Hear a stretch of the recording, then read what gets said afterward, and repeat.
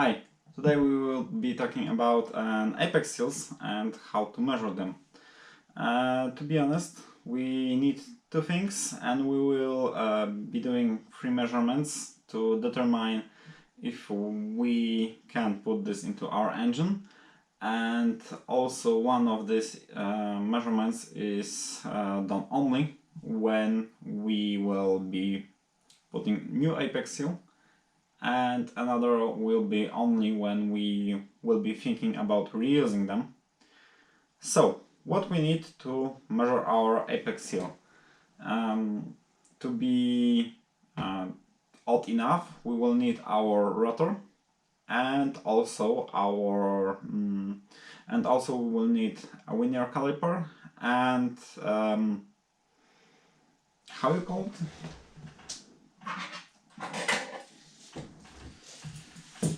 Oh yeah, filler gauges. We will need our filler gauges set, so be with us. Basically, we have our apex seal, and this is how it goes into. Maybe I will take a rotor. Basically, this is position that we will be putting our apex seal into the groove in here.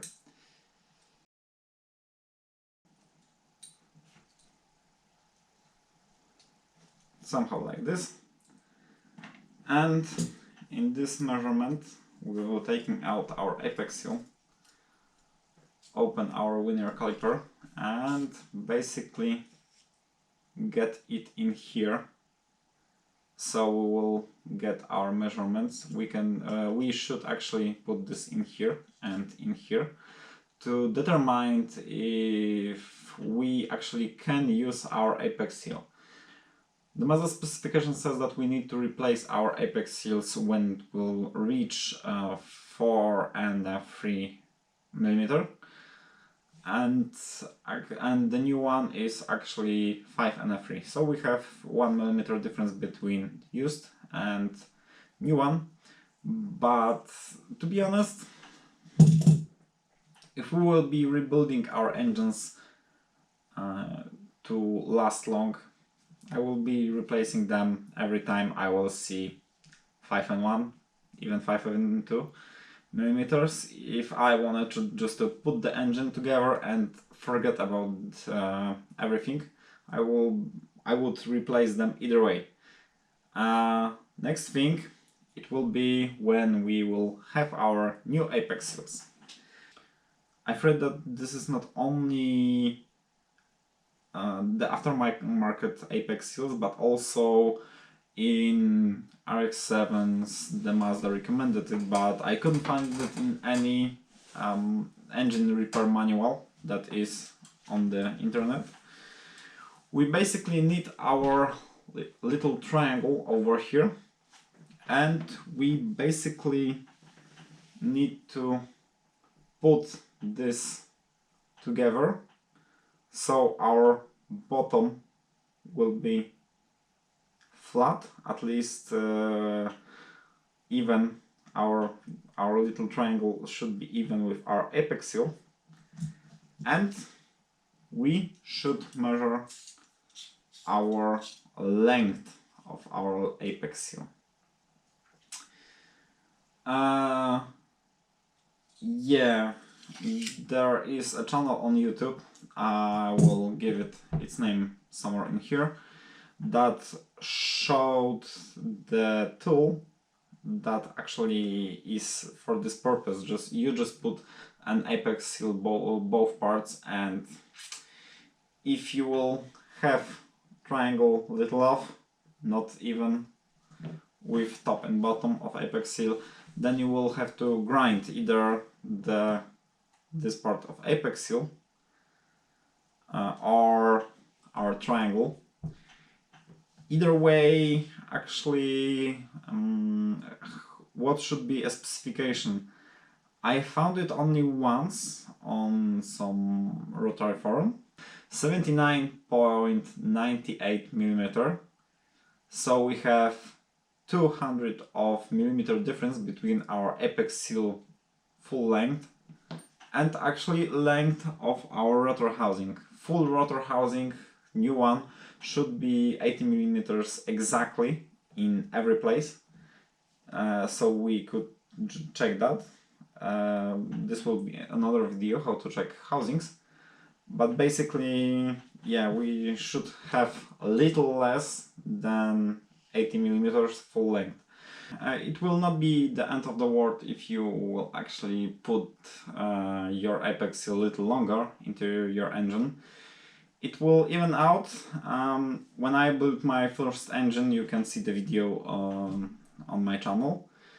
I've actually measured the apex seals that I bought. I bought the Atkins set and it was a little over 80 millimeters. I think it was 80 millimeters point 2, at least in that range, 80 millimeters point 1 and point 2.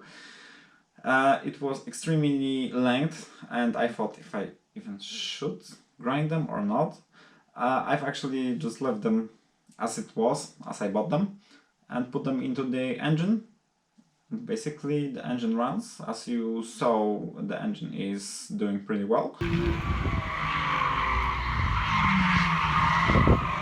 So, as you see, this is not an end of the world, but it would be pretty good if we would actually put them in specific length. Also, you might think why we would measure our length. It slides out, it will be even. Yes, that is true. But first thing, when we will have our apex seal, it will also expand as every part of the engine.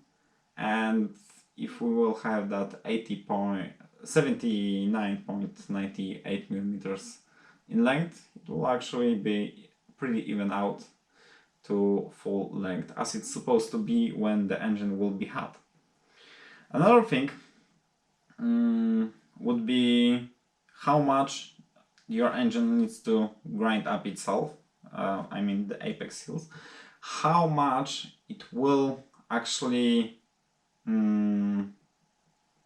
actually how much it will break in before you will get proper compression, because when you will build your engine you will actually get the lower compression and it should rise up. As I've read from local builder, you can even get 6.5 bars. I will recount this in PSI, and basically it can get even so high as 8 bars, but this is not only the apex seals problem. I will tell every part separately, but also I didn't tell you yet about one measurement that we need to do if our apex seal is new or it is used. Either way, we should always check them. Our apex seals should have 2 millimeters in thickness. This is this diameter. So we can pretty much, before ordering a new apex seals, we can just check this.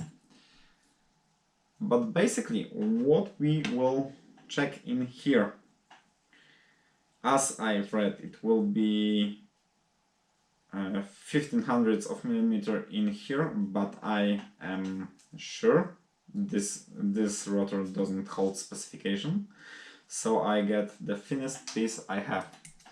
We basically need to put our apex seal, actually I might not need springs at all. Basically we will put our apex seals in our apex seals groove, get our feeler gauge and try to slide it all the way with 0.15 millimeters.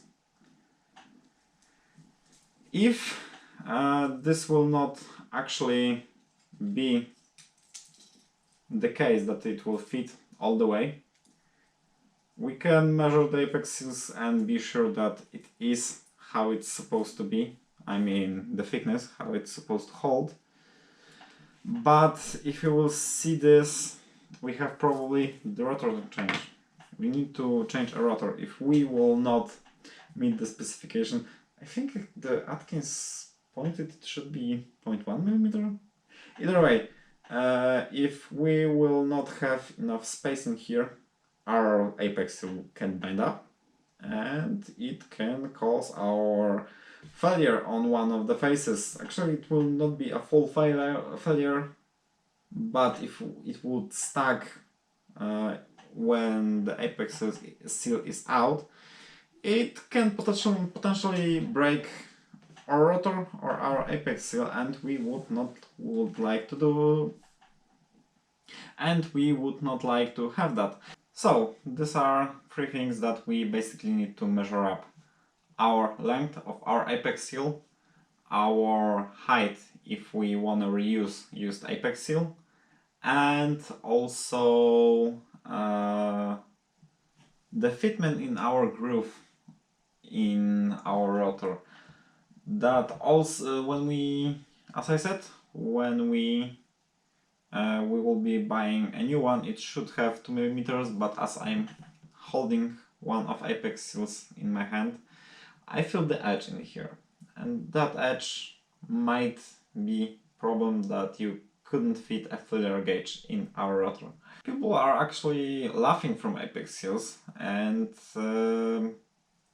they say they fall all the time, the boost in, apex seals out. Actually, I will show you this. You can see the indentation in apex seal. I've disassembled one engine from which this apex seal came out. I basically put it back together with whole different parts, the new bearings, the new water seals, and all other things were used. And I've put the apex seals in there. We have three because one of the side seals actually broke and smashed through the top of the apex seals and also from the side. Never mind, the rotors are still working, but when I had to replace plates, front and rear plate, as I had nitrated plates that were just falling off their oil plugs and freeze plugs, I could actually replace the apexes because I had some other new apex seals. These are 5.3 millimeters. This that I've put it again had same measurement, but as you can see, this apex seal was working. This apex seal, it's shit. This apex seal, I've put it again in the engine and actually drove the engine to the red line. It held off all three apex seals. I have one in here and other in the box. All hold off. So as we can see, maybe time to change our laughing part from our apex seals. They can stand pretty much beating. You know, everything can fall out. We can have knock knock. This is a piston number 5 when we were dynoing a lean piston engine and we have cracked block. We can break the apex seals in rotary. Doesn't make a difference. If we will push our engines, it will fall. The only thing is that almost every engine that I've disassembled had apex seal over the 4.3 millimeters. I had one engine that had broken apex seal that I disassembled, and actually this was only one, the engine from a scrapyard. Maybe it means something.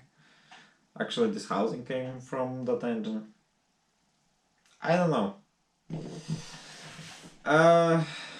So this is another part what we have to look into our engine, so we will rebuild our engine, not blow it out. I started to put this series on when one of your guys actually post comment on some topic on Facebook, and when I commented there was excitement that somebody watched my videos. I feel great when I see something like this, actually. Thank you. But when I read that my video encouraged him to do his own engine, I felt a little really responsible for it. So I will do whole series on how to measure all things before we will put this into our engine. I did side seals that you will need to measure new or used. Almost any time I saw used need to be thrown out, but you can use used. The springs, actually we usually put new. I usually put all new springs. I only reuse oil seals if I can. I mean the metal one, not the rubber one inside. All other seals are replaceable for me, so I will be next talking about the housings. And so the next thing we will be doing video about, it will probably be housing and side plates, although seals are more seals are easier for me to film on because I have all the seals and rotor in here. Either way, if you have anything you wanted to say, ask, or you wanted to know specifically about what part, or if you wanted to ask me specifically about some part of the engine you want to know, please write comment below. Like if you liked it, subscribe if you wanted to be on topic. I don't post frequently, so you should have your sub feed filled. Either way, I hope you liked it, and as always, just have a nice day. See ya!